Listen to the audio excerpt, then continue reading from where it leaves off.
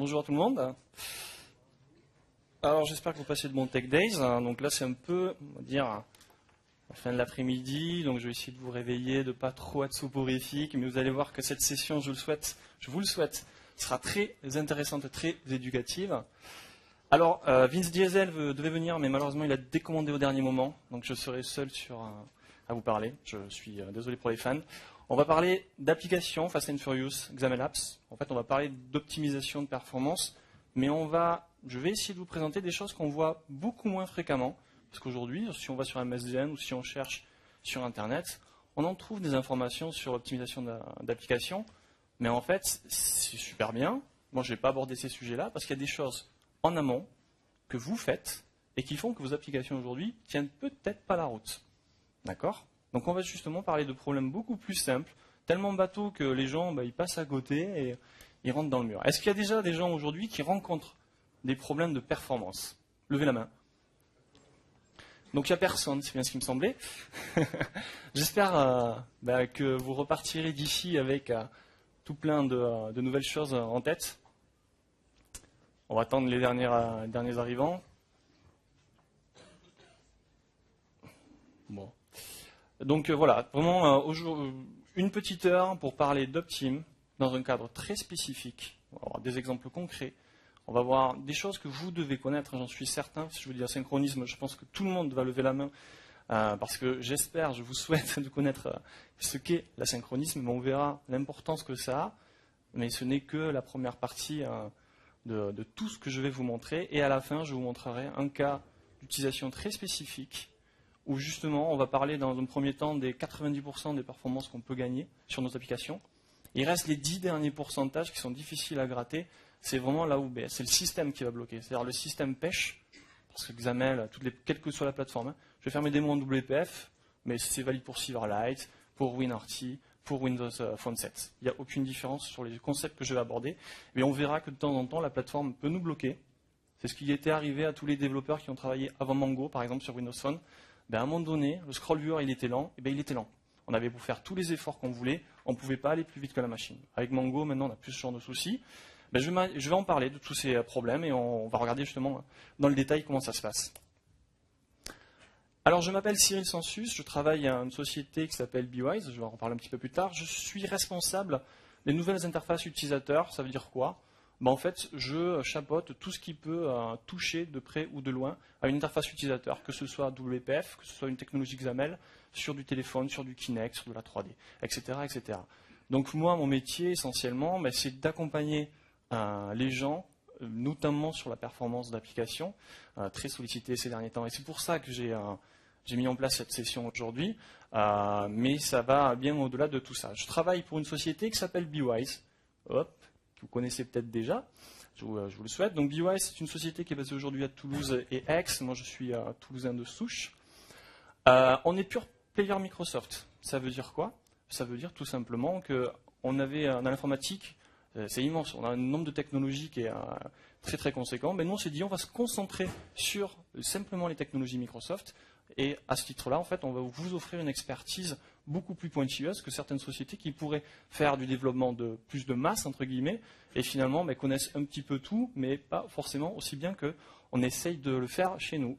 Donc voilà, on essaye aujourd'hui, dans les dernières années qui sont passées, de contribuer véritablement à avoir des applications à la fois ergonomiques, visuellement agréables, et surtout performantes. Parce que ça ne sert à rien de mettre de l'ergonomie du design et de faire des super trucs en C# si derrière l'application est molle, parce que ça ne marchera pas. On a une petite nouveauté du jour, mais c'est tout simplement qu'on va ouvrir une petite succursale à Paris. Alors je ne connais pas les détails, je ne pourrai pas vous en parler.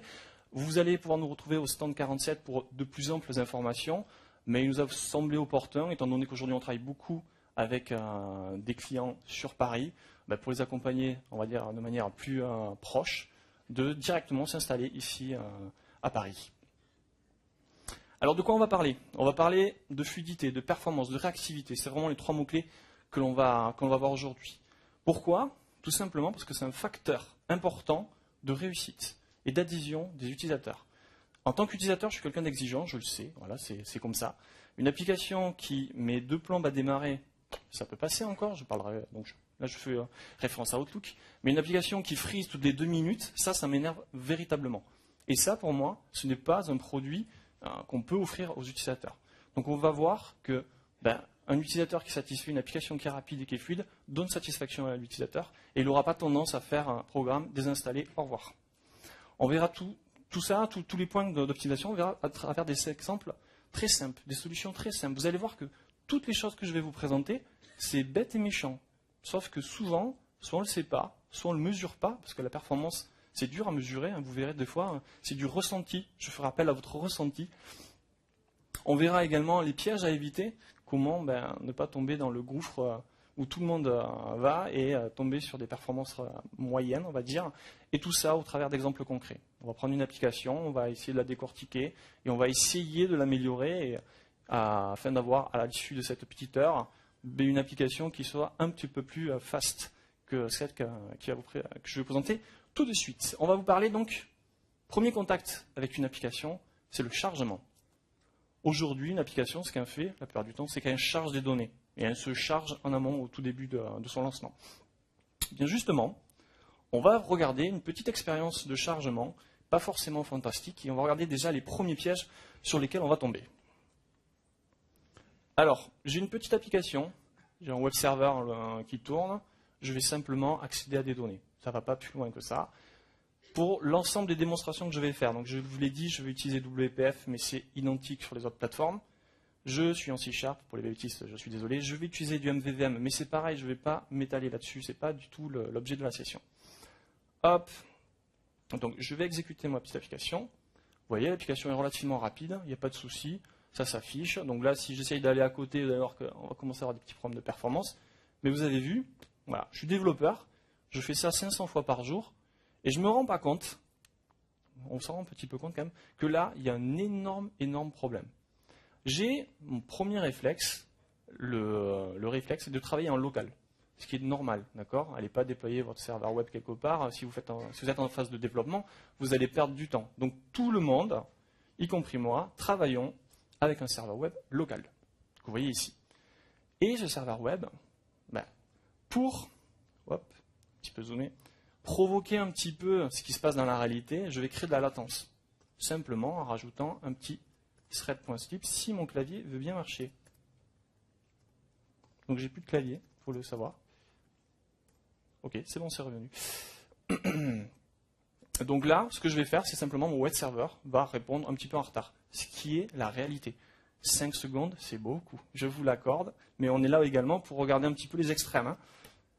J'exécute, et là vous voyez que, ça y est, là je suis plus en localhost, je ne peux rien faire. Vous voyez, il y a même le Chrome qui est apparu à un instant T. Il se peut que sur certaines plateformes, il y ait carrément un overlay blanc qui apparaît. Ça, c'est le genre de choses qu'il ne faut surtout pas faire. Pourquoi ? Qu'est-ce qui se passe derrière ? C'est tout bête en plus, pour le coup. En fait, ce qui se passe, c'est que je n'ai pas fait plusieurs points très très importants dans le chargement utilisateur. Dans le chargement d'interface, pardon. Premièrement, l'utilisateur, il ne sait pas que ça charge. En fait, on verra que si j'avais mis tous les composants qui vont bien, mais j'ai mon deuxième point qui va me poser problème. En fait, mon application, mon chargement se fait sur le thread principal. Vous savez, le thread principal, c'est lorsque vous exécutez votre code, la plupart du temps, il est exécuté dans ce thread. Et ce thread, il est aussi beaucoup utilisé par la plateforme pour rafraîchir, pour afficher, pour démarrer les différentes animations. Et lorsque je le bloque, par exemple en faisant appel à un web service et en attendant comme ça la réponse, je vais également bloquer l'application. Et donc là, en fait, j'avais un petit curseur qui était censé s'animer, mais il sera bloqué parce que tout est bloqué. Donc c'est un problème vraiment qu'on retrouve très fréquemment. Et un dernier point, il va falloir simuler la lenteur. Lorsque vous travaillez en local, faites des thread slip ou d'autres systèmes. Il y a des choses un peu plus propres, on va dire, que le thread.slip. Mais ça va vous permettre véritablement de ne pas avoir ce problème-là. Parce que le nombre de clients que je connais, qui le jour où ils mettent en prod, leurs clients arrivent en hurlant au téléphone. Ils arrivent en hurlant au téléphone, ça c'est compliqué. Franchement, c'est assez incroyable. Donc pour justement mettre en place tous ces outils, on va utiliser des Buzzy Indicators. Ils ont des noms un peu différents en fonction des plateformes. On va utiliser de l'asynchronisme et on va ralentir un petit peu tout ça. Et au niveau de l'asynchronisme, justement, parlons-en. L'asynchronisme, c'est un truc très simple que tout le monde voit à l'école, que tout le monde a compris. Et c'est à la fois quelque chose que personne ne sait mettre en place, parce qu'à chaque fois, on se dit, mais qu'est-ce que je vais utiliser? Sur chaque plateforme, il y a des spécificités. Au fur et à mesure que l'on a des versions de framework, eh bien, on a de nouveaux outils qui se rajoutent. Aujourd'hui, donc là, il y en a quelques-uns entre Thread, Threadpool, Background Worker, Délégué asynchrone, TPL et maintenant le mot-clé A5. On commence à en faire. Moi, je vous conseille de travailler sur les deux derniers, la TPL ou la 5. Maintenant, ne remettez pas en code toute votre application simplement pour mettre ça en place. Un petit point. Qui utilise ici des threads pour faire de l'asynchronisme? Saviez-vous que créer 1000 threads, ça prend à peu près 1 minute, alors qu'appeler 1000 fois un threadpool.q user-item, ça prend 1 milliseconde? Les threads, vous ne devez les utiliser pas pour faire ce qu'on appelle de l'asynchronisme vraiment, dans la programmation d'interface, c'est-à-dire faire une petite tâche qui va requêter quelque chose. Vous ne devez surtout pas le faire. Les threads, c'est pour la programmation serveur, où on a une boucle, un write-through, entre guillemets, qui va durer toute l'application. Pour tous les autres cas, normalement, le thread n'est pas là pour ça. Maintenant, il y a des cas particuliers, bien évidemment. Donc, si aujourd'hui vous utilisez des threads pour faire de l'asynchronisme, changez votre fusil d'épaule et utilisez d'autres systèmes qui sont beaucoup plus performants. Donc, il y a des choses également qu'il faut savoir, c'est quand est-ce que je dois faire de l'asynchronisme. Moi, j'aurais tendance à vous dire quasiment tout le temps. Mais pour être plus pragmatique, il va falloir le faire sur l'accès des web services. Alors, ce qu'il y a de bien aujourd'hui avec les plateformes, Silverlight, Windows Phone, WinRT, c'est que tout ça, c'est déjà fait pour vous. Parce que lorsqu'on rajoute une référence à un service, automatiquement, c'est déjà, entre guillemets, on vous oblige à faire de l'asynchronisme. C'est bien et c'est pas bien à la fois. Il y a des inconvénients aussi à ce genre de système. Mais ça, le mérite d'exister. Tout ce qui est web request, socket, tout ce qui est accès aux fichiers. En WPF, les 3/4 des gens oublient que lorsqu'ils accèdent à un fichier, ils accèdent à une ressource qui peut prendre du temps. Et donc, les mecs, ils font file.exist sur le thread principal, et clac, votre application est RAM. Donc, c'est que des petites choses. Et pareil pour les Elastic Storage. Les Elastic Storage, vous n'avez pas forcément un accès en asynchrone par défaut. Vous pouvez le faire, mais par défaut, la plateforme ne nous impose pas. L'accès à la base de données et également des choses plutôt bêtes et méchantes, tous les traitements lourds. Bref, retenez une chose, dès que vous faites accès à une ressource, vous mettez de l'asynchronisme en place. On va voir justement comment mettre en place une expérience de chargement efficace et vous allez voir ensuite comment mettre des outils en place. Moi, il y a un truc que j'aime pas faire, c'est recopier systématiquement le même code et faire de l'asynchronisme, par exemple. C'est un truc, pas qui me barbe parce que j'adore ça, mais ça ne sert à rien au jour le jour de créer des threads ou des thread pools ou des tâches ou autres, de les exécuter. On va voir comment industrialiser un petit peu ça et faire en sorte que cette partie, moi, ça ne m'intéresse pas. J'ai une classe de base qui le fait et moi, j'ai plus qu'à m'amuser à faire ce qui est intéressant dans le développement d'applications. Alors, voilà, j'ai Team qui m'explose parce que je n'ai pas de connexion web, c'est pas normal. Donc, dans ma petite application, vous allez voir, hop, ici, j'ai déjà un petit busy indicator, donc qui était censé tourner, mais vu que je bloquais le thread, ça ne marche pas. On va voir le code qui est associé à tout ça.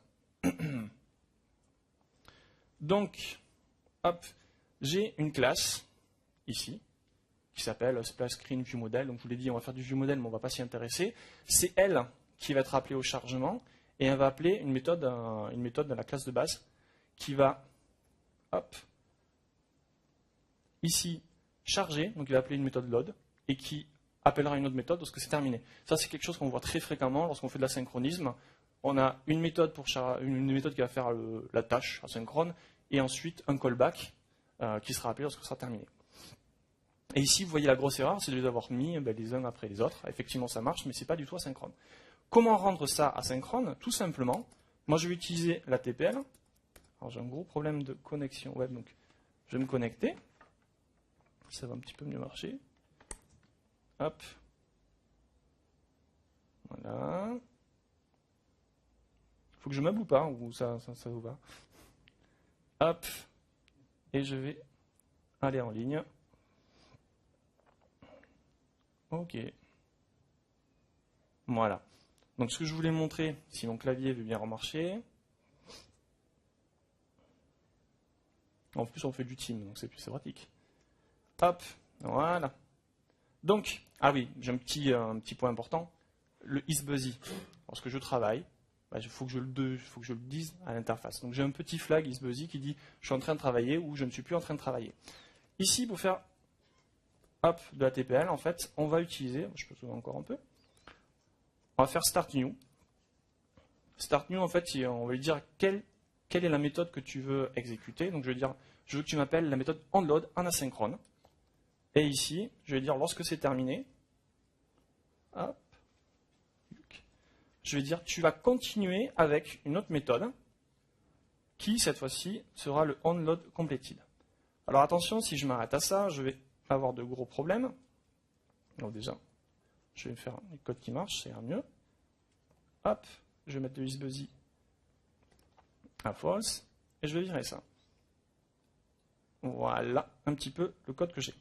Si je fais ça, ça ne va pas marcher. Pourquoi? Parce que je vous rappelle qu'on n'a pas le droit de modifier l'interface dans un thread autre que le thread principal. J'espère que tout le monde est au courant.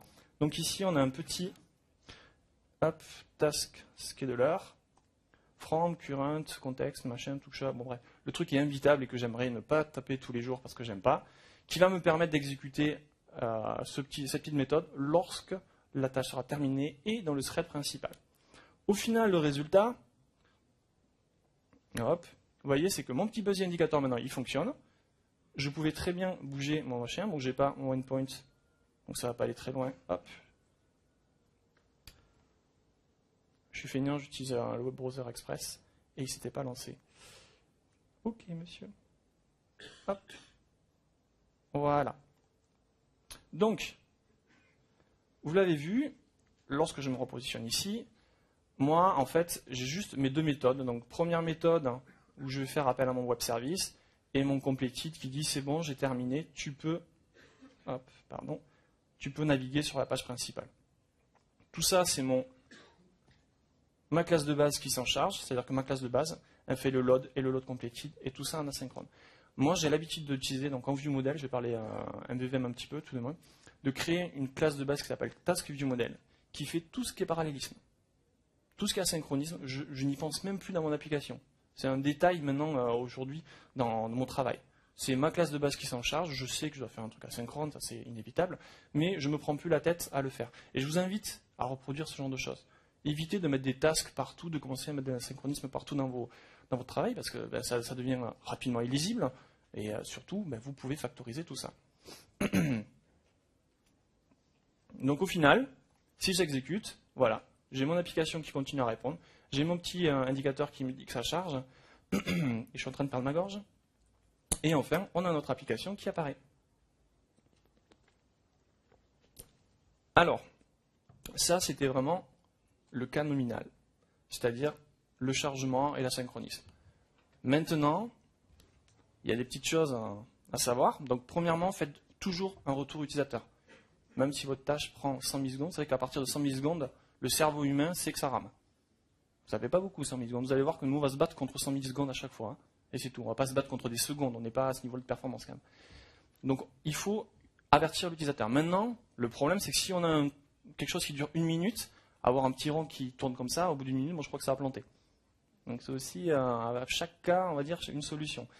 Donc, le deuxième point, c'est qu'il faut vous faciliter l'asynchronisme. Ne vous prenez pas la tête à mettre en place des tasks sans arrêt. Utilisez des outils de base qui existent, factorisez dans des ViewModel si vous utilisez MVVM, et je vous y invite, et simplifiez-vous la vie. Attention aux pièges. Les gens qui utilisent Entity Framework, par défaut, vous devez savoir, ou tout du moins vous avez l'opportunité, d'utiliser le lazy loading. C'est super le lazy loading. Ça me permet de récupérer, par exemple, je récupère une liste de clients. À ces clients est attachée une liste de commandes. Et en fait, le lazy loading, lorsque je charge ma liste de commandes, ma liste de clients, la liste de commandes ne sera pas forcément chargée de suite. Elle sera chargée à la demande. C'est-à-dire, lorsque je vais vouloir accéder aux commandes, ça va faire une requête SQL, ça va tout rapatrier, et moi j'aurai accès. Et là, l'erreur que l'on peut faire, c'est en fait se binder, mettre cette liste de commandes dans une liste. Et lorsque vous faites du binding, ça va appeler la propriété. La propriété, elle va bloquer l'interface parce que derrière, elle va faire un requêtage SQL. Je vous l'ai dit, une requête SQL, ça doit être fait dans un background worker. Et donc, vous allez tomber sur un truc tout bête, mais un gros piège sur lequel les gens tombent, c'est vraiment ce problème de lazy loading. Donc, désactivez systématiquement le lazy loading ou mettez en place d'autres outils. Faites très très attention à ce genre de petits détails. Et dernier point, ralentissez vos traitements, parce que vous l'avez vu, la plupart du temps, on travaille en local, et lorsqu'on déploie chez le client, on se retrouve dans des positions un peu inconfortables où, chez moi, ça ne faisait pas ça. Donc on va ralentir au travers de plein de mécanismes, et on reviendra justement sur ce genre de points. On va parler maintenant de quelque chose qui va vous toucher, j'espère, beaucoup plus, parce que j'espère pour vous que vous faisiez déjà tous de l'asynchronisme. Tout le monde me regarde avec un regard un peu vitreux, j'ai un peu peur. Je vais prendre ça pour un oui. Maintenant, on va parler de quelque chose qui, par contre, là, je pense, vous allez tous tomber sur le problème. Vous avez peut-être déjà aujourd'hui des problèmes avec ça. C'est le XAML. Trop de XAML tue le XAML. Et on va voir une petite démo par rapport à ça. Vous allez voir. Je prends mon application. Hop. J'exécute. Bon, je vais enlever les 5 secondes de latence parce que c'est sympa, mais au bout d'un moment, c'est un petit peu difficile. Hop. Et vous allez voir, quand je clique, je ne sais pas si vous le sentez, mais il y a mon animation, elle n'est pas du tout smooth. Il y a une sorte d'accroche. Je vous l'ai dit que j'allais faire appel à votre sensibilité, entre guillemets, parce que là, on va s'attaquer aux petits problèmes qui interviennent tous les jours. C'est ces petits problèmes-là. Quand je charge ici, vous voyez, hop, c'est pas du tout smooth. Alors, peut-être que ça vous satisfait, mais moi, c'est insupportable, ce genre de choses. Si on met une animation, on l'assume jusqu'au bout. D'accord ? On veut une application qui soit fluide. Bon, on la fait fluide jusqu'au bout. Hein. L'objectif, c'est d'avoir une application à l'iPhone. L'iPhone, c'est quand même un modèle de fluidité. Maintenant, le Windows Phone 7 également. Mais vraiment, ça... Non, mais il faut dire la vérité. Hein. iPhone a poussé Microsoft vers le haut et ils ont fourni une alternative à Windows Phone 7. Moi, j'ai un Windows Phone et je ne passerai pas sur iPhone parce que je m'y suis habitué et on n'est pas là pour débattre. Sur Windows Phone, les animations, et moi je m'en inspire beaucoup, c'est le nerf de la guerre. Tout est basé sur les animations. Bon, bref, sur notre application, c'est bien, mais pas top. Alors on se dit, c'est bizarre parce qu'il n'y a pas grand-chose d'affiché. Alors effectivement, il y a plein de petites animations. Moi, j'adore les applications animées. Alors, on va regarder un petit peu notre code XAML. On va aller, hop, ici, dans la Home View. Et en fait, vous le voyez, alors, pour reproduire systématiquement le problème de chargement, à chaque fois qu'on charge l'élément, je rajoute mon problème, donc une vue que j'ai nommée large XAML view, donc qui, comme son nom l'indique, en fait, est un fichier XAML qui fait simplement 1000 lignes de XAML. C'est pas énorme, 1000 lignes, il n'y a rien d'extraordinaire. Mais en fait, on va le voir, mais ça prend du temps. Le XAML, c'est un langage qui est performant, qui permet de faire plein de choses, mais le système, lorsque vous allez instancier un objet, il va charger le XAML. Le chargement, c'est du parsing, il va regarder, il va instancier les objets derrière. Et ça peut être un petit peu coûteux en temps. Et là, c'est ce qui se passe. C'est-à-dire que j'ai un fichier beaucoup trop gros, qui en plus, vous le voyez, est masqué. Alors, vous pouvez peut-être rigoler, mais ce que j'ai rencontré chez plusieurs clients, les mecs, ça avait une application qui ne marchait pas bien, qui accrochait au niveau des animations de changement. Souvent, les onglets, on appuie sur un onglet et clac, ça arrive genre 200 ou 300 millisecondes après. Mais en fait, c'est tout simplement parce qu'ils avaient un gros fichier qu'ils n'utilisaient pas et qui était là, positionné en plein milieu. Donc là, c'est mon cas. C'est-à-dire, j'ai un gros fichier et qu'est-ce que je fais ? J'en ai besoin de ce fichier, je ne peux pas m'en passer et vraiment, c'est un point important. Eh bien, on va voir justement comment le réparer. Donc déjà, je rappelle, le chargement du XAML, c'est long. Ça va provoquer des animations saccadées et ça peut créer des blocages au niveau de l'expérience, au niveau de la navigation. On a un cas très particulier, là, c'est le XAML trop volumineux. Donc deux solutions s'offrent à nous. Soit on va différer le chargement. Au lieu de charger de suite, j'en ai pas besoin, je vais simplement laisser le temps un petit peu au système de respirer. Et vous allez voir que cette notion de respirer est très fréquente dans les choses que je vais vous présenter. Le système, il a des ressources qui sont fixes, qui ne bougeront pas, et de temps en temps, il a besoin de prendre un petit peu un souffle. Et bien là, ce qu'on va faire dans l'exemple tout à l'heure, c'est qu'on va lui laisser le temps de respirer, et donc simplement, on va lui libérer quelques millisecondes de CPU. Et juste avec ça, vous allez voir qu'on obtient un résultat super fluide, avec un gros fichier XAML bien pourri, mais qui en l'occurrence arrive chez les gens. L'autre solution, c'est le chargement à la volée. Je vois également un autre problème, assez récurrent, le système de Wizard. On a des étapes, les unes après les autres, et qu'est-ce qu'on fait ? On met toutes nos étapes dans une vieille grille, et on met collapsed visible, collapsed visible, collapsed visible. Donc vous avez un fichier XAML qui est gigantesque, qui ne sert à rien, parce que les 3/4 du code ne sont pas affichés, même 99%, alors qu'on peut très bien passer d'une vue à l'autre, simplement en chargeant, lorsqu'on en a besoin, le fichier. Ça, c'est une deuxième solution. On va justement nous voir à la première solution, comment laisser le système respirer. Vous allez voir qu'il ne faut pas grand-chose en fait. Ce que je vais faire, c'est au lieu d'affecter directement le contenu, ici, hop, je vais utiliser une petite classe utilitaire que j'appelle delay task. C'est un truc que j'utilise quasiment dans tous mes projets. C'est simplement, j'ai une tâche, alors c'est pas d'asynchronisme, hein, attention, ça n'a aucun rapport, que je vais exécuter dans 350 millisecondes. C'est tout. Donc c'est un timer qui va être appelé 350 millisecondes plus tard. Il va, hop, rajouter ma large XAML view. Vous allez voir, hop, ici, j'ai plus le temps de chargement. Il y est en fait, hein, mais il est fait 350 millisecondes après. 350 millisecondes, c'est à peu près le temps de ma transition. Et donc moi, je ne le sens pas. Ce qu'on appelle la performance perçue. On a exactement le même résultat, sauf que l'utilisateur a la sensation que ça va beaucoup plus vite. C'est un cas très très particulier. Moi, je vous invite à ne pas créer des vues de 1000 lignes de XAML, même si ça peut arriver. Et avec ce genre de mécanisme, vous allez pouvoir laisser respirer tranquillement le système. Et vous voyez, il n'y a rien à faire ici. On a le même résultat avec une petite ligne de code qui est différente. Et c'est tout. Alors ça, c'était le premier problème. Le second problème, parce qu'on peut aller vraiment beaucoup plus loin. Ça n'arrive pas souvent d'avoir des fichiers trop gros et d'avoir des problématiques. Donc je citais en fait une citation de la cinématographie française, qui est un monsieur qui disait on peut mentir une fois à 1000 personnes, mais on ne peut pas mentir 1000 fois à 1000 personnes. Et vous allez voir que de cette phrase, il y a beaucoup de choses à retenir lorsqu'on fait de l'optimisation. En fait, hop, je vais continuer sur mon application ici. Il y a un truc qui est intéressant lorsqu'on optimise, c'est toujours se concentrer sur ce qui va prendre du temps. Ça ne sert à rien d'optimiser le petit truc qui est utilisé à un seul endroit dans votre application. C'est inutile, vous allez perdre du temps. Dans une liste, tous les petits problèmes de performance que vous avez, à un petit niveau, ils vont se multiplier par 10, par 100, par 1000. Et donc, une petite milliseconde que je vais perdre sur un élément, ici, ça va en faire minimum 21. Il y a à peu près une trentaine. Ça va me faire donc 30 millisecondes, minimum perdu. Ce qui fait que, hop, lorsque je fais ça, vous voyez, ça accroche. Le pire, c'est lorsque je scrolle. Vous voyez ma souris, elle a 2 km derrière. Je vais le refaire. Vous voyez ma souris, elle est en bas, le truc, il n'est toujours pas revenu. C'est une horreur. Pourquoi?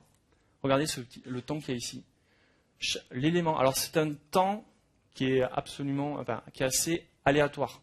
Vous savez que l'instanciation d'un objet, en fonction du moment auquel on l'instancie, ça va varier. Là, je l'instancie qu'une fois, il faudrait le faire 1000 fois à peu près pour avoir un temps moyen. Donc, et vous voyez qu'en moyenne, ça prend 2,5 millisecondes. Là, ça prend carrément 4 millisecondes. Donc, en moyenne, on va calculer 2 millisecondes pour chaque élément.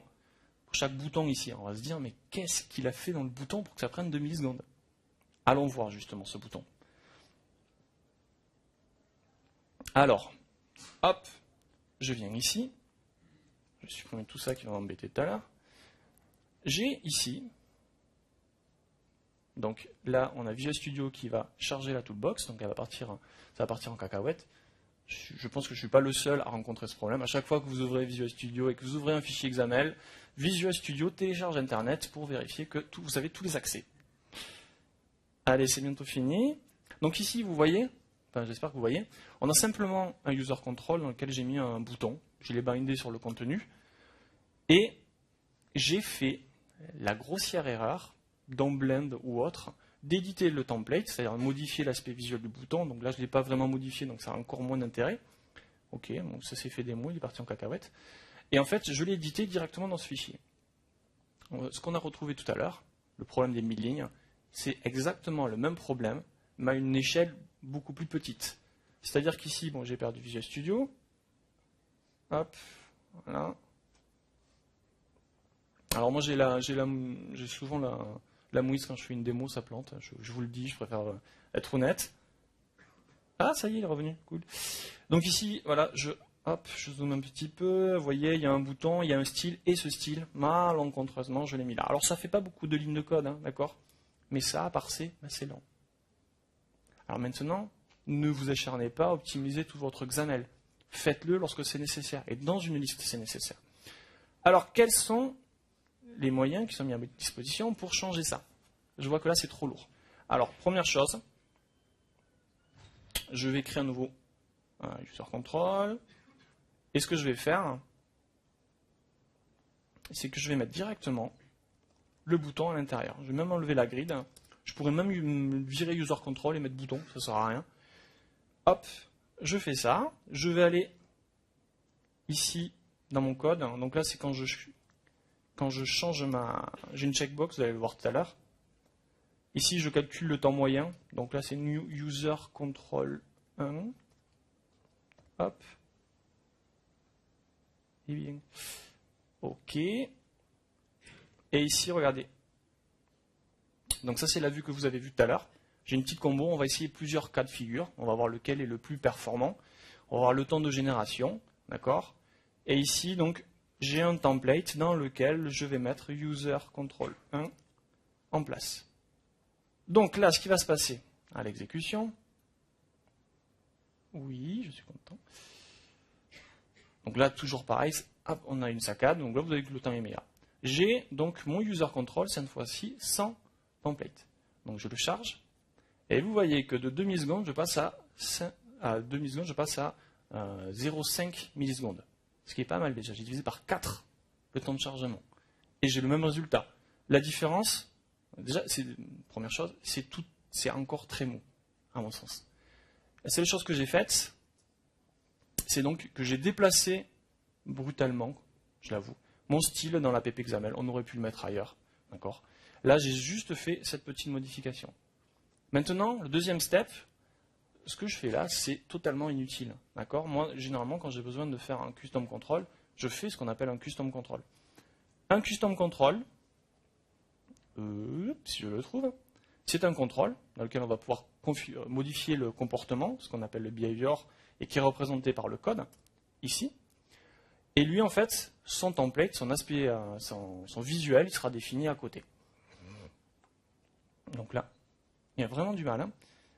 Ici, j'ai dans un fichier qui s'appelle generic un petit template qui s'est créé. Alors, je suis désolé, j'explique pas à tout le monde comment ça marche. Ce que je vais simplement faire, c'est le contenu en fait de mon bouton. Hop, je vais prendre mon bouton et je vais, le copier-coller. Donc là, ce que j'ai fait, tout simplement, j'utilise un custom control avec son template. J'ai exactement le même code, enfin le même comportement. Je vous invite à faire ce genre de choses que d'utiliser user control. Et on va voir un petit peu la différence de performance. Comme tout à l'heure, hop, dans le code ici, lorsque je change ma combo, j'ai donc mon troisième test qui sera donc custom control 1. Et je lui dis d'utiliser un template. En fait, à chaque fois, vous avez peut-être pas remarqué, je change l'item template, le data template de chaque élément de ma liste. Et ici, dans ma V3, je vais rajouter custom control 1. Voilà. J'exécute. Alors, pour mettre dans des vraies conditions, je vais essayer de ne pas attacher le debugger, parce que ça peut, on le verra tout à l'heure, ça peut avoir un impact assez conséquent. Alors, je viens ici, donc là j'ai toujours mes 2 millisecondes, là j'ai toujours, ici 500 millisecondes, donc 500 millisecondes, vous voyez que même là, ça accroche sur le scroll, hein. C'est franchement pas idéal. Et maintenant, je vais utiliser le custom control. Tout est maîtrisé. Donc là, je ne sais pas quelle bêtise j'ai fait, mais je l'ai bien faite en tout cas. Alors, style, machin et tout, qu'est-ce qu'il me dit ? Ressources. Ah, bien sûr, je ne l'ai pas démarré en debug. Grossière erreur des fois. Hop. End process. Je vous l'ai dit que toutes les démos sont obligées de foirer au moins une fois. C'est normal. Je fais F5. Moi, je suis feignant. J'aime pas trouver les erreurs. Hein. Comme ça. Donc, vous voyez que. Hop, chargé. Bien sûr, ils ne mettent pas. OK. Call stack. Hop. On voit un petit peu de débugage aussi, c'est intéressant. Alors, comment trouver justement ce genre d'erreur? Voilà, parlons-en. Ben là, il me dit, j'arrive pas à trouver button 1, ressources. Pas de souci, moi je suis bête et méchant. Tu vas voir, ça va aller vite. Hop. Ah, mais il est vraiment pas en fait. Ah si, j'ai eu peur. Hop, ce qui se passe ici, tout simplement on fait un static ressource. Je vais faire un dynamic ressource pour corriger mon problème. On va exécuter. Et on va donc essayer le dernier cas. Donc je vous rappelle, tout à l'heure on avait 0,5. Maintenant on a 0,0,086. Entre la première version et la dernière version, on a divisé par beaucoup. Ok. Aujourd'hui, le nombre de personnes qui font la première ou la deuxième version, c'est 80% des gens. D'accord? Alors je ne dis pas que c'est systématique, mais qui font au moins l'erreur dans leur application, c'est très fréquent. Donc vous voyez qu'il ne faut pas grand-chose, c'est un truc tout bête, mais rappelez-vous que le chargement du XAML, ça a un poids, et ce poids il est d'autant plus important si vous êtes sur des plateformes mobiles. Sur Windows Phone, le chargement d'un XAML, étant donné qu'on a un CPU beaucoup plus light, entre guillemets, et bien il va pénaliser. Autre conséquence, regardez ici le scroll, j'ai plus de problème. Hein. Moi je scroll, je ne sens plus la différence, les problèmes de chargement. Donc rappelez-vous, hein, les performances du chargement du XAML peuvent pénaliser votre application. Rappelez-vous également qu'une petite milliseconde perdue à un endroit, lorsque c'est dans une liste, ça va rapidement devenir très problématique, et d'une milliseconde, on va arriver à des centaines de millisecondes. Donc globalement, lorsqu'on a des problèmes de performance, on se concentre sur les listes, les grids et autres.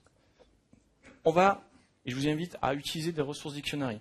En plus du best practice qui est de bien organiser son code, lorsque vous faites des styles et des templates, évitez de le mettre dans vos vues. Ça va surcharger l'instanciation de vos vues, ça ne sert à rien.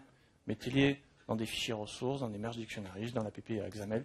Il y a plein d'autres solutions qui, effectivement, pour le coup, pénalisent le temps de chargement, mais ça, c'est plus simple à maîtriser. L'utilisateur, lorsqu'il va démarrer l'application, il le fait une fois. Alors que regarder une liste, il va le faire des millions de fois. Donc, à vous de calculer après là où vous voulez pénaliser l'utilisateur. Et enfin, on ne met jamais du user control dans un data template.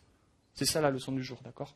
Les user control, derrière souvent du XAML, vont vous pénaliser énormément. Et au-delà de ça, le user control, ça n'a pas de sens en XAML. Un user control, si vous regardez, j'adore regardez le code qu'il y a des fois derrière certains contrôles. Le user control, il a été rajouté en WPF, tout simplement, parce qu'en fait, il y a beaucoup de gens qui viennent de Windows Form et qui utilisaient des user control et qui, pour le coup, avaient 100% de sens. Aujourd'hui, lorsque j'ouvre ça, j'ouvre le code de mon user control, vous voyez, il n'y a rien. Il y a juste des outils pour l'automation, pour le test. Le user control est un contrôle vide, qui n'est là, en fait, que pour le portage d'applications Windows Form à WPF, et qui, malheureusement, a été repris sur toutes les plateformes XAML, aujourd'hui Silverlight, Windows Phone et autres. Le user control, il ne sert à rien. Vous pourriez le virer, mettre directement une grid. On va en reparler de ces aspects-là. On va parler aussi d'un deuxième problème. Alors ça, c'est un problème très connu, c'est le layout. Aujourd'hui, le layout, en fait, vous devez savoir, chaque élément que vous positionnez dans votre XAML, le système va devoir calculer sa taille et sa position. Vous avez 3 éléments, ça fera 3 calculs. Vous en avez 10 000, ça fera 10 000 calculs. Donc, optimiser son layout, on va voir comment, c'est réduire très rapidement les pertes de temps. Alors, le layout, il est exécuté sur le CPU. Vous savez, en XAML, on parle souvent de GPU. Le rendu, effectivement, est fait sur le GPU. Le layout, lui, il est fait sur le CPU. Pire encore, il est fait sur le thread principal. Donc ça veut dire que le layout va pénaliser beaucoup de choses et va pénaliser votre code. Si jamais vous bloquez le thread principal, l'une des conséquences qu'on a vues tout à l'heure, c'est qu'il n'y a plus rien qui s'affiche. Pourquoi ? Ce n'est pas le problème du thread de rendu qui, lui, se fait dans un autre thread, qui se fait sur la carte graphique. C'est tout simplement que le processus de layout, il n'a pas eu le temps de positionner mon Busy Indicator tout à l'heure. Il ne savait pas qu'il était au centre. Il ne pouvait pas le savoir, il n'a pas eu le temps, je ne lui ai pas laissé le temps de respirer. Donc voilà une des conséquences d'un problème d'asynchronisme. D'accord ? C'est que ça va impacter directement le layout. Et surtout, ce qu'il faut retenir, c'est que le layout, c'est appelé très fréquemment. Et vous ne pouvez pas le contrôler. Ça va être appelé lorsque vous scrollez. Lorsque je scroll, il y a un update layout qui est fait sur les éléments pour les repositionner. Normal, je scroll, il se déplace. C'est fait sur le redimensionnement d'éléments, de fenêtres. C'est fait lorsqu'on charge, lorsqu'on ajoute un élément ou lorsqu'on l'enlève, il y a un layout qui est fait pour recalculer sa position et sa taille. Lorsqu'on déplace les marges, il y a plein de choses comme ça qui vont provoquer un rafraîchissement du layout. Donc ça, c'est un point important, puisqu'il est fait très fréquemment, et pour tout, en fait. Donc c'est quelque chose sur lequel je peux énormément faire varier les performances. Le mauvais layout, qu'est-ce que c'est ? Généralement, un redimensionnement lent, Qui n'a jamais vu avec un grid splitter, vous avez une interface séparée en deux, vous bougez et ça prend deux plombes à aller à gauche et à droite. Ou lorsque je redimensionne ma fenêtre, on a l'impression que le truc il télécharge je sais pas quoi et qui traîne un ours. Ça, clairement, c'est lié à un mauvais layout. L'autre problème que ça crée, mais c'est un temps de chargement et des animations qui sont saccadées. Et vous l'avez vu, moi j'aime bien avoir des applications dynamiques, fluides, qui arrivent tranquillement, sans trop en faire. Mais un mauvais layout va perturber énormément tout ça. Alors comment optimiser en fait le layout? Vous allez voir que c'est simple. Il y a une seule règle à retenir, supprimer tout ce qui est inutile. Ça peut faire sourire, mais le premier exemple, je prends comme par hasard le user control. C'est ma bête noire, je ne supporte pas les user control en XAML. J'en mets de temps en temps parce que j'oublie de les modifier, mais j'essaie d'avoir le réflexe. Cas typique de ce qu'on voit tous les jours, dans tous les articles en plus qu'il y a sur le net, c'est génial parce que tout le monde fait la même bêtise. On a un user control, dedans on a une grid avec layout route, donc ça c'est le template qui est proposé par Visual Studio. Et moi je voulais simplement mettre deux boutons, donc j'ai mis un stack panel avec deux boutons. Les questions sont, à quoi sert le user control? À quoi sert la grid? À rien. Maintenant ça, vous le prenez et vous le mettez dans une liste où il y a 20 éléments. Et bien c'est 2 fois 20, parce qu'il y a 2 éléments à virer, qui sont inutiles. Ça fait 40 petits traitements, c'est microscopique, c'est nanosecondes, hein, ce genre de calcul, qui sont faits inutilement. Et donc, sur ce genre de choses, on va pouvoir optimiser énormément. Et d'une manière générale, 99% de vos user control ne servent à rien. Je ne vous dis pas demain d'aller sur votre code source et de tout modifier, ça ne servira à rien. D'accord? Il faut rester pragmatique. Le template, il y est. Malheureusement, on ne va pas le changer. Maintenant, lorsque vous êtes dans des cas où il y a beaucoup de données, vous êtes dans des listes ou autres, soyez vigilants à ça. L'autre cas, c'est les contrôles templates. Tous les contrôles que vous voyez dans XAML ont un contrôle template associé, c'est-à-dire en visuel. La liste, elle a une bordure avec un scroll viewer, avec les éléments qui vont s'empiler. Ça, c'est le template, le contrôle template. Ben, c'est pareil, c'est utilisé partout. Donc, il y a moyen d'optimiser ça. Et donc, le système, franchement, ils sont très moyens. C'est-à-dire qu'il y a largement matière à optimiser. Ça marche en l'état. Mais ce que vous faites, vous devez de les rendre performants. Alors, comment, justement, cet exemple le rendre mieux? Je ne vous dis pas que ça va multiplier par 2 vos performances, attention. Mais ici, ce qu'on va faire, j'ai un border qui ne me sert à rien en l'occurrence, et je le vois pareil fréquemment, et un rectangle. Bah, d'ici, je peux très bien mettre border background black, exactement le même résultat, et dedans, je mets le content presenter. C'est pareil, j'ai divisé par 2 le nombre d'éléments nécessaires à l'affichage de mon contrôle. Vraiment, c'est une optimisation à faire, mais ne vous forcez pas non plus à devenir parano, à virer tous vos user control de votre application. Faites-le de manière pragmatique. Comment on mesure les performances? Ça, c'est quelque chose qui reste difficile aujourd'hui. On a des outils, beaucoup de feeling quand même. Vous voyez, quand je change d'onglet, ça rame, ça bloque. Eh bien, en fait, on a plusieurs moyens. Le premier, qui est le plus simple, c'est de s'abonner à un événement qui s'appelle Layout Updated, qui est appelé à chaque fois que le système va faire un update layout, et de mesurer le nombre de millisecondes qui s'écoule entre 2 appels. Ce n'est qu'un indicateur, d'accord? Ce n'est pas une valeur sûre, faire attention à ça. Par contre, en tant qu'indicateur, ça donne généralement une très bonne température. On le reverra un peu plus tard. Vous avez aussi des outils qui vous sont fournis, qui sont disponibles dans le SDK de Windows et qui sont les WPF Performance Tools.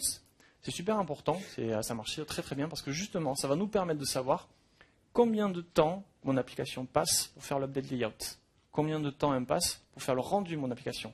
Et en fait, on sait exactement la consommation. Alors attention, la consommation, ce n'est pas un indicateur pour optimiser. Vous avez 4%, ben, peut-être que c'est normal. Vous n'obtiendrez pas mieux. D'accord? On va voir justement tout à l'heure. Vous avez d'autres outils qui sont très importants, Snoop, Silverlight Spy, qui vont vous permettre de voir comment structurer votre page. Ça va vous mettre toutes les couches, les grilles, les stack panels, tout ce qui concerne les contrôles templates. L'objectif ici, ce serait d'en avoir le moins possible. Comme ça, ça vous assure au moins des performances minimales. On va parler d'un autre point, et justement, je vais vous présenter tout à l'heure, je vous présenterai un WPF Performance Suite. Ce sont les animations. Alors les animations, c'est quelque chose qui est très important. C'est ça qui va donner le côté fluide en plus. Ça va nous permettre d'augmenter la performance perçue. Ça a plein d'avantages. Et aujourd'hui, les applications modernes, on le voit avec Zune par exemple, qui est un très très très bel exemple, très belle réussite. C'est énormément de petites animations. Et moi, j'invite les gens à reproduire ce même genre de choses. Alors, qui dit fluide dit animation, et surtout, regardez le premier point, ça utilise le CPU. Le layout aussi. Mauvais layout, mauvaise animation. Tout est lié, hein. Vous allez voir que de manière générale. Donc, lorsque vous avez des animations, trop d'animations, vous allez pénaliser le layout. Généralement, le problème ne se pose pas comme ça, c'est plutôt vous avez un mauvais layout et vos animations elles vont en mode stroboscopique. Donc, on a plusieurs optimisations, je ne vais pas en parler ici. On a la possibilité d'ajuster par exemple le framerate de l'animation. Par défaut, essayez de tourner à 30 ou à 60 fps. Vous pouvez le réduire parce que généralement, ce n'est pas forcément nécessaire. Là-dessus, il y a de très très bons articles sur le net, sur l'optimisation d'animation. C'est des cas vraiment ultra pointilleux. D'une manière générale, les animations, on n'a pas vraiment besoin de les optimiser. Par contre, il y a un point très important, c'est qu'est-ce que je vais animer. Vous ne le savez peut-être pas, mais les dependency properties ont été entre autres intégrés dans les technologies XAML pour pouvoir animer. On ne peut pas animer une propriété classique. Vous créez un contrôle et vous mettez public double toto, ben votre toto, vous ne pourrez pas l'animer. Ça doit être une dependency property. Il faut savoir que les comportements sont un peu différents en fonction de la plateforme. Sur Windows Phone 7, par exemple, certaines dependency properties sont, on va dire, optimisées. Si vous faites du render transform d'opacité, ça va être exécuté sur un autre thread que le thread principal, et les performances sont largement meilleures. Mais au-delà de ça, il y a des propriétés qui nous permettent d'avoir la même animation, c'est-à-dire on va avoir le même résultat, sauf que ce n'est pas du tout adapté. On va voir justement l'exemple tout à l'heure. Ce que ça va créer, ce genre de choses, alors que vous n'utilisez pas la bonne propriété, ça va créer des décrochages. Votre animation va décrocher de temps en temps. C'est pareil, c'est super dur à mesurer. Et quand le client vient vous dire « Elle est bien votre application, mais elle fait à un moment donné. Ouais, c'est cool le pour diagnostiquer ça. Mais le problème, c'est que c'est vrai que c'est difficile à dire avec d'autres mots. Je vais essayer de vous montrer une petite... un dernier point. S'il y a des gens qui travaillent sur Terminal Server ou Citrix, il faut débrancher les animations. Ce n'est pas un environnement dédié à ça. D'accord ? WPF, effectivement, peut tourner sur du Citrix ou du Terminal Server. Maintenant, c'est quand même quelque chose qui permet d'avoir des rendus ultra dynamiques, d'utiliser du GPU, de faire des animations sur un environnement déporté. Ce n'est pas idéal. Petite parenthèse. Alors, justement, les animations. Je vais vous montrer. Hop, toujours pareil. Oui, là, on est content. Le même exemple que précédemment. Hop, je vais juste changer ma vue. Alors, je vais aller sur... Donc là, on a passé l'étape Bad XAML View. Maintenant, on va regarder les mauvaises animations. Hop. Alors c'est pareil, là, il va falloir regarder avec ses petits yeux, parce que le problème de décrochage, c'est des choses qui n'arrivent pas forcément tous les jours. C'est pour ça qu'en tant que développeur, des fois, on passe à côté. Mais vous allez voir que c'est quand même assez phénoménal. Donc je vais avoir des éléments qui vont se déplacer, qui vont être animés avec la propriété marge. Regardez là, hop, vous voyez, ça flique un peu, ça fait des petits trucs. J'ai essayé de faire un exemple, franchement, ça a été très difficile d'avoir un exemple qui pose problème systématiquement. Donc là, hop, je la refais. Vous voyez, bon, ça a l'air fluide, hein, ça bouge un peu, il y a des trucs bizarres. Et là, ces petits décrochages. On va faire la même chose avec le Canva, c'est-à-dire qu'on va animer le X et le Y du Canva. Et vous voyez, hop, c'est un peu pareil. Et je vais faire la même animation, résultat toujours pareil, avec le render transform, qui pour le coup est la propriété qu'il faut utiliser pour déplacer des objets. Toutes les autres solutions ne sont pas des solutions. C'est un mauvais choix. Et vous allez voir. Donc là, le petit trait que vous voyez, je ne sais pas si vous le voyez, c'est la synchro des écrans, c'est inévitable, c'est pas lié à la techno. Et vous avez vu que là, hop, et tranquillement, j'arrive. Et là, je n'ai pas le petit flicotage. Alors pourquoi il y a ce petit cran? Une des explications, on va justement la regarder avec Performance Suite. On va voir que lorsque j'anime la marge et le Canva, en fait, je fais des applet layout comme un taré. Et donc, je vais utiliser un peu de CPU pour rien. Je vais donc ici sélectionner mon process. Voilà, donc là, il compute, il fait ses petits trucs. Clac, clac, clac. Il va me dire lorsqu'il est prêt, c'est parfait. Alors, on va regarder. On va le faire plusieurs fois. Parce que c'est comme tous les outils, c'est bien, mais... Hop. Donc, la ligne layout, elle est ici. Elle est à 0. Alors, si vous ne le voyez pas, hop, je peux zoomer. Elle n'a pas bougé. Le render transform ne fait pas appel au layout. Le layout est l'un des problèmes principaux des problèmes de performance. Donc déjà, je passe à côté des soucis. Je mets maintenant de la marge. Hop, j'anime. Donc voilà. Hop, vous voyez, ça commence à monter. Alors le problème, c'est qu'il fait une moyenne sur les dernières secondes. Génial l'outil de performance, bref, c'est mon avis. Pardon. Et vous voyez que ça augmente. Et en fait, c'est ça le problème, c'est que les propriétés de marge et le Canva, tout ce que vous utilisez, ce n'est pas dédié à déplacement d'interface.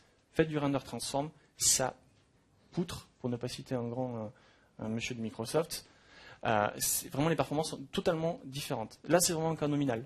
Si vous voulez, par exemple, un jour, il y a des gens, cas typique, ils font un curseur à la place de la souris, donc ils le déplacent avec. Les gens, souvent, ils se disent « Ah, je dois déplacer un élément, je fais du Canva, je le déplace au X et Y ». Et là, c'est catastrophique. On fait, hop, on a des décrochages, sans arrêt, sans arrêt. Vous faites la même chose, le même code, avec du render transform, vous n'avez aucun décrochage. C'est très difficile à mesurer parce que ça dépend du contexte, mais lorsque vous êtes dessus, vous allez voir, ça provoque vraiment de gros problèmes. La règle, c'est de ne jamais déplacer les éléments avec des marges ou du Canva, que du render transform. Le binding, alors ça c'est une question qui revient très fréquemment. Ouais, le binding c'est mou, ça utilise la réflexion, je sais que la réflexion c'est super mou, c'est pas vachement mou. Bon bref, le mot mou arrive assez fréquemment. La première chose c'est que, non, le binding c'est pas mou, c'est ultra performant, et surtout c'est un temps qui est quasiment incompressible pour nous. Le moteur de binding il est codé, on a très peu d'interaction avec, donc on ne va pas pouvoir l'optimiser. Malheureusement, ce n'est donc pas un axe principal d'optimisation. Sachez que quand même derrière, le moteur de binding ne fait pas que de la réflexion, il utilise aussi des dependency properties qui encore sont là pour ce genre de choses. Bref, ça va vite. Il existe quand même des choses très dommageables par rapport à une application, c'est les erreurs et les warnings. Vous avez en binding, lorsque vous trompez, il arrive fréquemment de se tromper. On met à la place de first name, on met first name. On ne le voit pas parce qu'en fait c'est le nom-prénom, on croit qu'il y avait juste le nom d'affiché, et hop, ça passe en prod. Lorsque vous êtes en runtime, lorsque vous n'êtes pas attaché au debugger, c'est moyennement pénalisant. Lorsque vous êtes attaché au debugger, c'est catastrophique.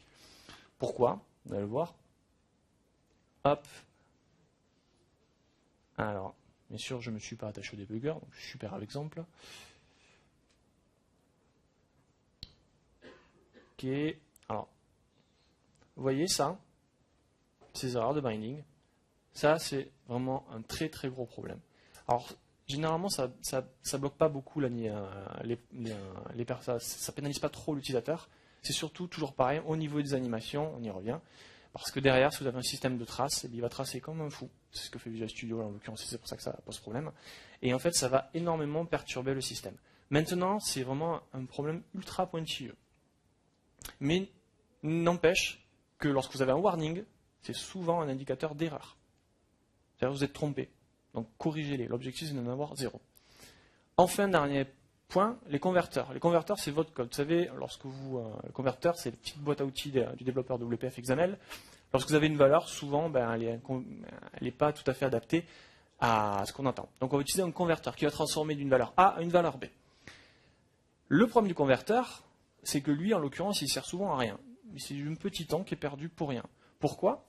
La plupart du temps, aujourd'hui, on utilise MVVM, on utilise une autre architecture logicielle pour justement charger les données. Mais lorsque vous chargez les données, vous êtes en mesure de préparer vos données. Vous avez besoin de convertir, je ne sais pas moi, un code un entier en couleur, faites-le dans votre MVVM. Pourquoi attendre d'avoir le binding qui passe? C'est l'objectif même du ViewModel. Ça sert à ça, un ViewModel, à transformer. Donc là déjà, tous les converteurs que vous avez, si ce n'est pas du Boolean to Visibility Converter ou autre, ils ne servent pas, ils sont vraiment inutiles. Et deuxième point, mettre en cache. Les gens qui créent des brushes sans arrêt, alors qu'au final ils ont 2 brushes et qui en mémoire ont instancié 10 000, pas forcément extraordinaire. Lorsque vous devez instancier des objets, et souvent les brushes, mettez-les dans un cache. Ça ne coûte rien et ça peut améliorer les performances. Et ce n'est pas un point sur lequel vous avez vraiment transformé votre application. La virtualisation. Alors, est-ce que tout le monde sait ce qu'est la virtualisation? Je vous le souhaite quand même. Je vais juste faire une petite explication. La virtualisation, ça nous permet aujourd'hui, dans toutes les technologies, parce qu'il n'y a aucune technologie qui peut s'en passer, qu'elle vous le dise ou non, d'afficher des listes de plusieurs millions, voire milliards d'éléments. Lorsque vous avez plusieurs éléments, milliards d'éléments, vous ne pouvez pas créer 1 milliard d'éléments et scroller dedans, c'est pas possible, d'accord? Les éléments en fait sont virtualisés. C'est-à-dire que ne sont créés que les 4 ou 5 éléments qui sont visibles. Les autres, ceux qui sont à côté, ne sont pas créés, ils sont virtualisés. Ils n'existent pas. Et ils seront créés lorsqu'on va scroller. Lorsque je vais scroller, en fait, ce qui va se passer, l'élément 5 il va disparaître et l'élément 9 va apparaître. Et il y a encore mieux, il y a le recyclage. Lorsque l'élément 5 va disparaître, il va être recyclé et il va devenir l'élément 9. En termes de consommation mémoire, je n'aurai pas 1 million d'éléments, j'en aurai que 5. C'est un must-to-have, c'est-à-dire que sans virtualisation, quasiment aucune liste ne peut fonctionner. Et en XAML, c'est d'autant plus vrai. Alors pourquoi je parle de virtualisation? Parce que forcément, il n'y a pas grand-chose à faire. Vous allez voir que, si je la désactive, parce que j'adore désactiver des trucs, on va aller sur, hop, si je m'y retrouve, j'ai ici une recherche, hop, donc je cherche P par exemple, une petite recherche, d'accord, qui va me permettre d'ouvrir un dossier. Ok, voilà, jusque-là tout va bien. Cette liste est virtualisée. Donc quand je cherche P, par exemple, il y a 2000 résultats, pas de souci à l'affichage.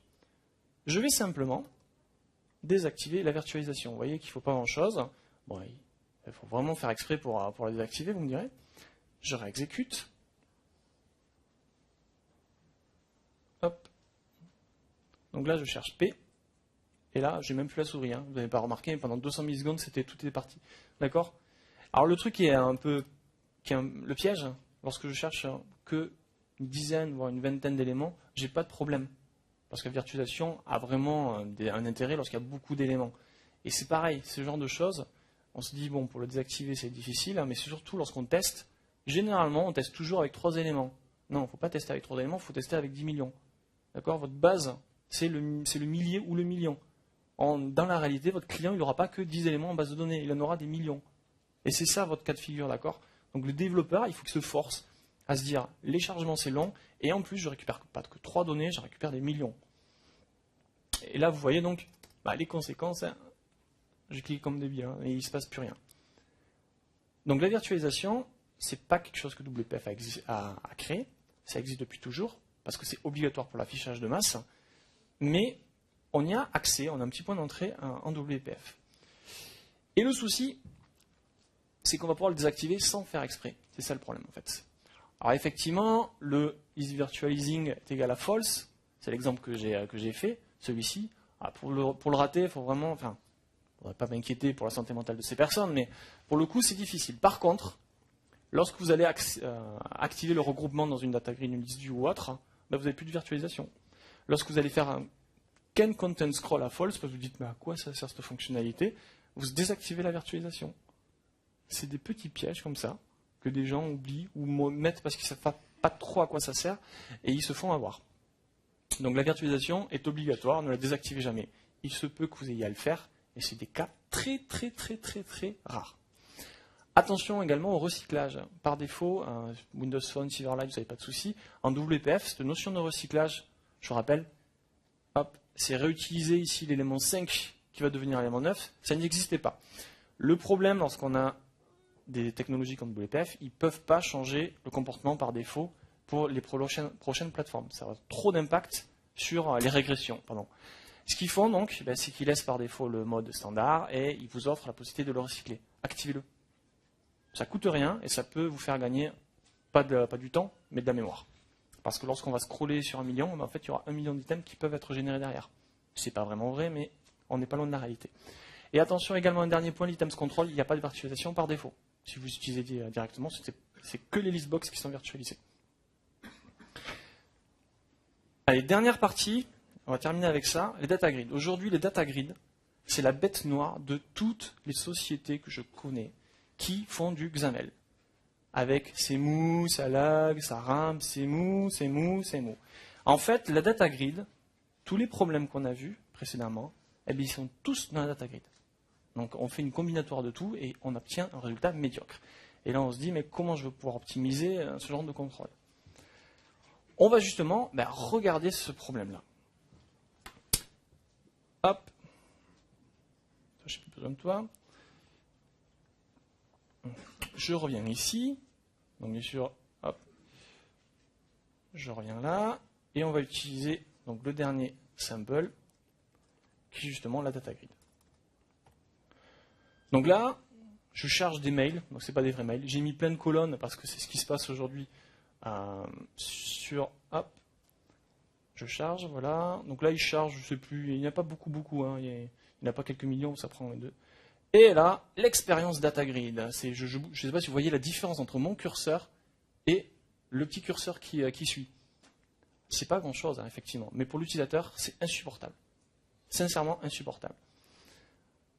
Donc, on se dit, ouais, bon, peut-être data grid qui est pourri. Ok, data grid par défaut, effectivement, n'est pas très performante. Alors, ce que je vais faire, je vais me tourner vers des gens qui sont spécialisés dans le développement de contrôle. J'ai pris pour exemple Telerik, mais ils ont tous les mêmes performances. Vous allez voir, donc là il va me dire oui, c'est la version trial, ok. Les performances sont monstrueuses par rapport à ce qu'on vient de voir. C'est-à-dire qu'ici, mais vous voyez, il rame un peu quand même. Et le pire, hein, parce que là, bien évidemment, je suis en 1024, est-ce qu'il y a des gens aujourd'hui qui sont en 1024 ? Levez la main. Voilà, personne. En fait, ce qu'on a perdu du temps, on travaille plutôt en 1200, ou voire maintenant en 1900. Donc là, on a un gros problème. Je n'arrive pas à augmenter la taille de ma fenêtre. C'est que plus je vais augmenter la résolution, et de manière exponentielle, plus je vais augmenter les problèmes de performance. Cette grille, si je la mets à 1900, elle ne marche pas. Je n'exagère pas. Si vous allez sur les sites, je ne fais pas trop de pub pour eux parce que j'aime pas trop ce qu'ils font, je vous en parle là. Si vous allez sur leur site, vous allez voir qu'il y a la petite data grid, elle est super, elle marche, mais elle est super smooth, avec 10 milliards d'éléments, ils s'en vantent. Mais vous allez voir, si vous regardez bien, la data grid, elle est en 600 par 600. C'est bizarre quand même. Enfin, je n'utilise pas une data grid juste sur une partie de mon écran.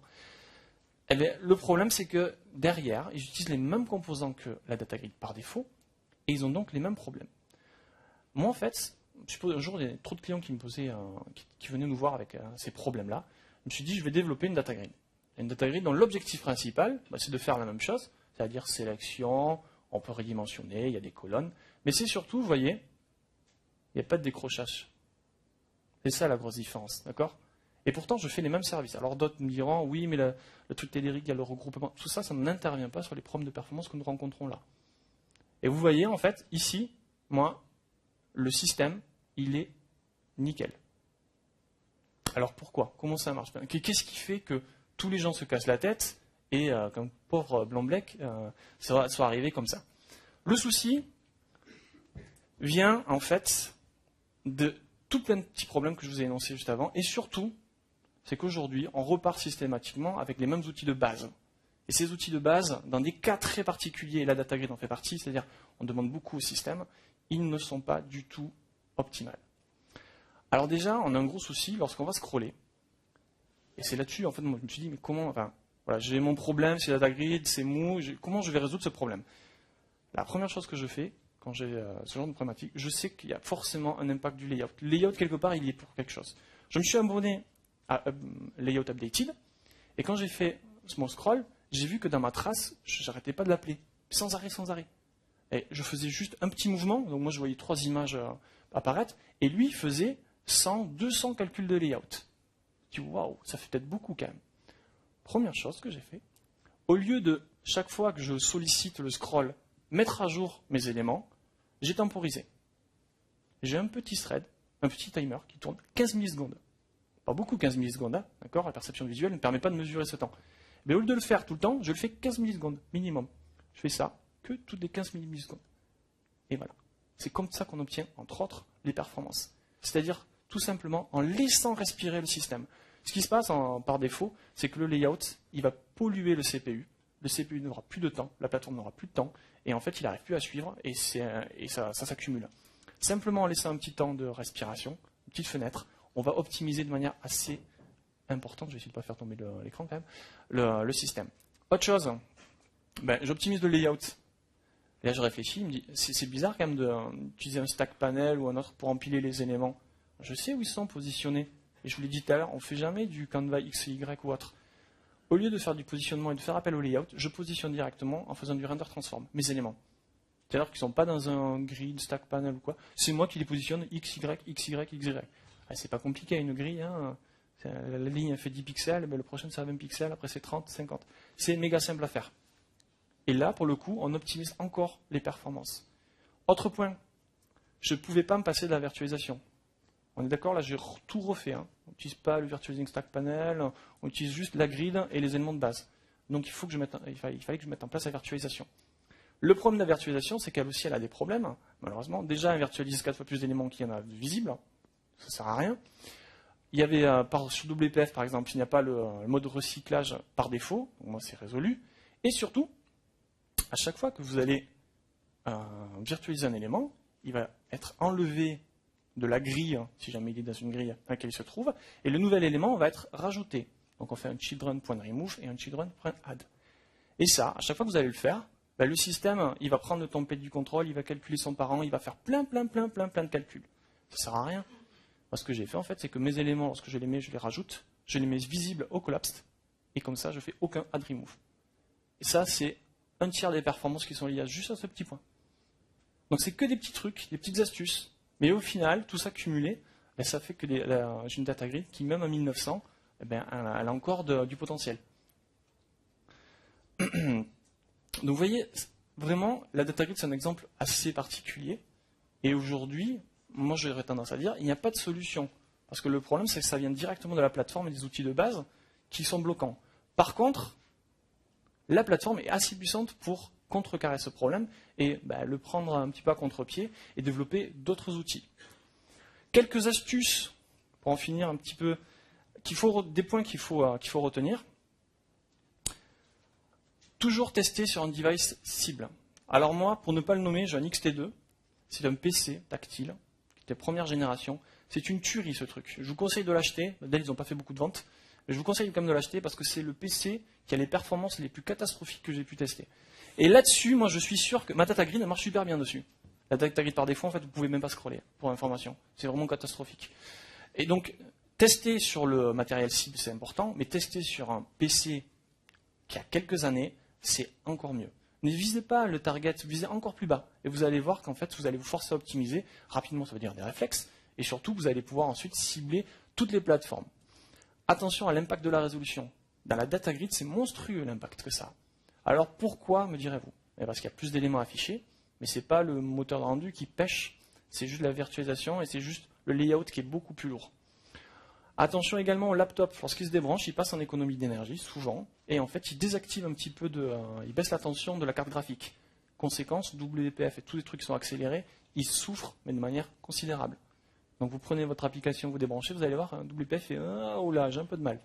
Il existe des solutions, entre autres désactiver les animations et autres qui marchent très mal dans ce genre de choses. Il existe des API pour savoir lorsqu'on se débranche, lorsqu'on se rebranche. On peut également passer en rendu CPU sur certaines machines qui ont des drivers de très mauvaise qualité. En fait, il vaut mieux être en mode software, rendu software, qu'en mode GPU. C'est souvent le cas des petites tablettes aujourd'hui qu'on trouve sur le commerce, qui ont des drivers misérables, il ne faut pas s'en cacher, et qui donc pénalisent la plateforme. Ralentissez au traitement. Vous l'avez vu, on travaille trop souvent en local, on a des gros problèmes de ralentissement, et il faut augmenter le volume de données pour toujours pas viser ce que vous avez l'habitude de faire 3 éléments, mais ce qui sera dans la vraie vie. Et enfin, faites attention aux debugs et à la trace lorsqu'ils sont attachés. Ils vont pourrir vos performances. Donc lorsque je lance en debug avec le debugger attaché, lorsque je lance sans debugger attaché, les performances sont véritablement... ça n'a rien à voir. C'est du simple au double. Donc c'est des petits trucs, entre autres, que je vous donne. Petit aparté, la session juste avant, en fait, je présente un outil qui s'appelle Mishra Reader, qui est un petit reader de flux RSS app, dans lequel vous allez voir, il n'y a pas grand-chose, mais il y a des petits outils, il y a des choses, et surtout c'est une application qui est que j'estime performante, et vous allez pouvoir vous en inspirer si jamais vous cherchez des petits tips. Donc là, je la laisse démarrer, hop.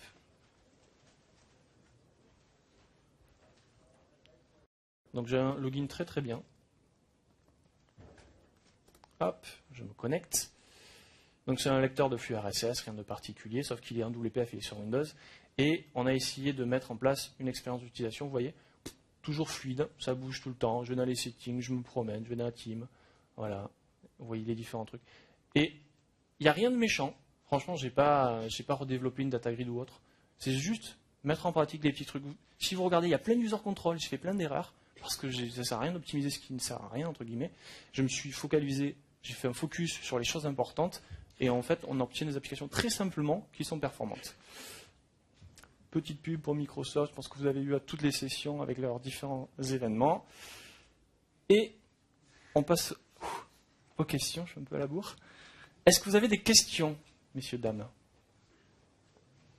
Oui? Oui?